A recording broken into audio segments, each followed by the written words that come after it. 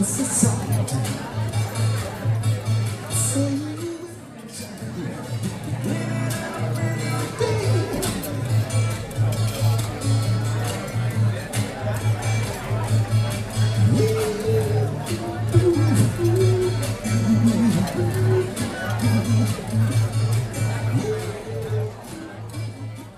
I'm David Callender, and I serve as president of UTMB, and I want to thank you all for joining us today. The theme of today's celebration is excellence in servant leadership, a quality that Dr. King so eloquently personified as a servant leader of the civil rights movement. At UTMB, we strive for excellence in servant leadership every day in all of our mission and support areas, whether we're working in the classroom, in the research lab, at the patient's bedside, or within other areas of UTMB or out in our communities. By promoting diversity, inclusion, civic engagement, and service to all, we, as a group, our students, faculty, and staff, strengthen our ability to advance our mission to improve the health of the people of Texas and beyond. Good afternoon, everyone. My name is Adiola Oduwale, and I serve as the Director for Diversity and Inclusion at the institution. As Dr. Callender mentioned, Dr. King's contributions to advancing civil rights and equality are steeped in a commitment to servant leadership. As you all know, Dr. King worked tirelessly and selflessly to advance civil rights and fight back against obstacles of discrimination as well as hatred. I'm very thankful that this legacy is what has led this institution to not only recognize the holiday on January 19th, but to also honor the achievements and the contributions of our faculty, our students, and our staff who exemplify those same exact attributes. Our third place winner is Marion Hoover.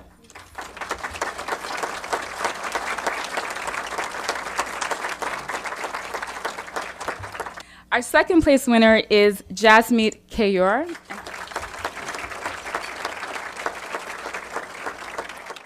And now for our first place winner, Paige Animadu.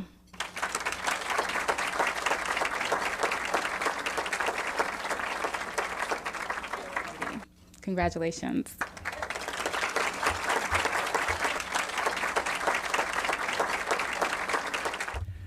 Kelton was born in Galveston on August 3rd, 1943, and graduated from Central High School in 1961. He graduated from Texas Southern University in 1966 with a BA degree in economics and a minor in history. You know, one of my very first speaking engagements here in Galveston after the lunch counters were desegregated was at a church. And I spent this long time writing my speech and forgot the speech. I learned a very important skill that I didn't even know I had. I recalled most of what I had written. Well, I find myself in almost a similar situation today. I wrote my speech, and when I printed it out, I realized there's no way on earth I'm going to be able to see the small print. So I will give you a little bit of what I can remember, if you will bear with me. I want to express my sincere honor and appreciation for being invited here today. I want to share with you something that I am sure you may or may not know. But the first hamburger, the first meal, was served almost on your campus. It was at the University drugstore here in Galveston, down the street. We walked in. To know all the details, you'll have to buy my book, which I had planned to have it here today, but I'm not going to have it until in March, so it'll be available. I'll make sure that ample copies are around for you to get it. But the first hamburger, when we walked in, because I think all of the activity took place downtown, but it did not, our objective was to see that ultimately all of the eating places were integrated.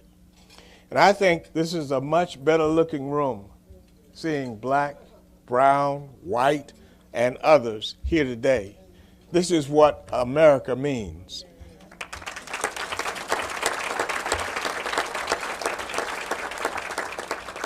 And Dr. Callender talked about the founding of the university, how long it's been here, and the fact that it's always had the kind of values that were inclusive, and it continues to be so.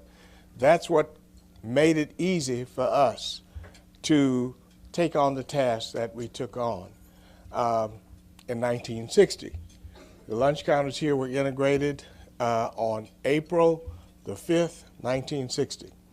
And I document in the book, it wasn't what a lot of you would like to say, Greensboro, North Carolina, or Nashville, Tennessee. They started first, but we got the job done first. And I would like to think that what we have to say in the book is offer something for future involvement. For the struggle is far from over, but it seems to be that we're headed more in the direction of antagonism and polarization, and that's not going to get us anywhere. The reason we were able to accomplish the task of bringing down the walls of what had existed for about 150 years after the Emancipation Proclamation so rapidly was because of the way that it was gone about. I did not ask any of the seniors to participate. Some of the seniors even said to me, as though I'm not supposed to know what happened, well, when he talked to us about it, getting involved, we said, well, he was a senior, we weren't going to get involved. Well, they weren't invited to be involved. I was in the 11th grade at the time, and I handpicked the members that I wanted to go down. I've even read some written accounts where a number of the football players have included themselves. That's politics. They weren't there because they were playing football or practicing at the time. That's the reason they weren't there. The people who were able to go were people who were not playing football or running track or doing whatever kids do in school. Secondly, I knew that somebody had to know in the black community who could help us. So T.D. Armstrong was the man who I sought out. I had no personal relationship with T.D., but I called him up one day and I said, Mr. Armstrong, I want to come over and talk to you about something. He said, well, what's that? I said, well, I'll discuss that when I get there. So he invited me over and we talked, and I told him, I said, I'm going to go to jail, and I've invited some of the other kids in my class to go with me. And he said, well, I said, we need your support. Now, you got to understand that Mr. Armstrong partially became a millionaire as a result of providing services to the black community. Okay, got that. But what this meant was, if we were successful, that the drugstore and the counter, the only counter we could get a milkshake, a malt, a hamburger listing was at his lunch counter. And so he thought enough that he didn't hesitate 1 second. He said, yeah, I'll support you on that. And so I said, well, there's one other thing, TD. I said, if we're going to resolve this problem, I said, we need some white people. I personally did not know a single white person on a first-name basis at that time. I said, we need to identify. I said, maybe you can help me with that. He said, Kelton, I want to give you the name of Griffith Lambden, who is now dead, but has spoken at other groups where I was president, and he's told the story himself. And so I called and asked to see him the next day. And I said to him, Mr. Lambden, I'm going to jail tomorrow. I said, I want to know if you can get me out or get us out. He said, Kelson, I have not tried one single criminal law case in my entire life. I am a lawyer to the major corporations in the city. I said, well, maybe I said the wrong thing, but we have a problem, and we need the help of people like you to help resolve it. And T.D. Armstrong says that you're the man he would pick. He said, well, Kelton, I'll see what I can do. But what he did was he called Harris Kempner and others in the community and told them what was about to happen. The first thing he did was to arrange for a police escort to be with us at all times. So, and then they helped get the conversation started in the white and black community. They called the White Ministerial Alliance and the Black Ministerial Alliance and the owners of the restaurants and so forth, and the leaders that they had gotten together and asked them to start meeting. Heretofore, I'm not sure that there had ever been a meeting between the White Ministers Alliance and the Black Ministers Alliance, but they got together and they met. They asked us if we could hold off on the demonstrations, give them a little time to see what they could come up with. In less than a month, the lunch counters were integrated. And little by little, I don't think there's a place in this city or in this entire United States that's a public facility that a person would be discriminated against now because of the color of their skin.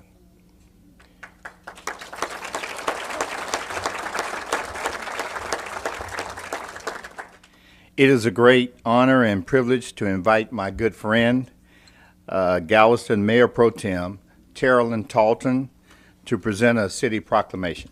Thank you.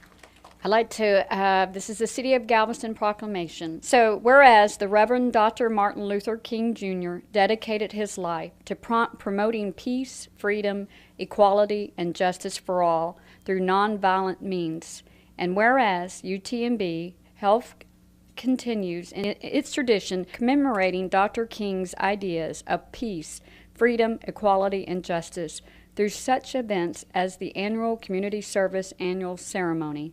And whereas the theme of the 2015 Community Service Awards ceremony is Excellence in Servant Leadership. And whereas the work of the Reverend Kelton D. Sams Jr. has exemplified the teachings and philosophy of the late Dr. King, beginning with his early campaign to end segregation at the lunch counters within the city of Galveston during the early 1960s. You know, several years ago, I was in New York City, autographing the first book that I had written. And while signing the autograph, a woman came up to me. The next minute, I felt something that was beating on my chest. And before I knew it, I had been stabbed by this woman. I was rushed to Harlem Hospital. It was a dark Saturday afternoon, and that blade had gone through, and the x-rays revealed that the tip of the blade was on the edge of my aorta, the main artery. And when that's punctured, you drown in your own blood. It came out in the New York Times the next morning that if I had merely sneezed, I would have died. I was born by the river in a little town, and just like that river, I've been running ever since. It's been a long time coming, but I know a change gonna come. Oh, yes, it will. It's been too hard living, but I'm afraid to die. 'Cause I don't know what's out there beyond the sky. It's been a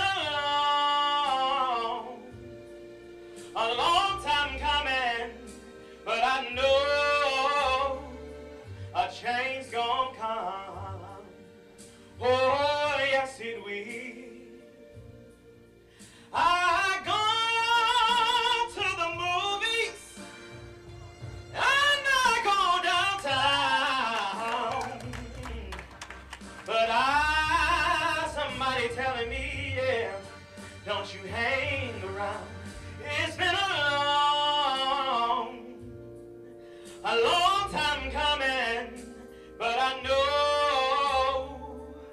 change gonna come. Oh, yes, it will. I'm Frank Valulis. I serve on the Employee Advisory Council as its chair. I'm honored to also serve on the Diversity Council. I'm reminded by a quote that is dear to my wife, and we're trying to instill it into our 4-year-old daughter.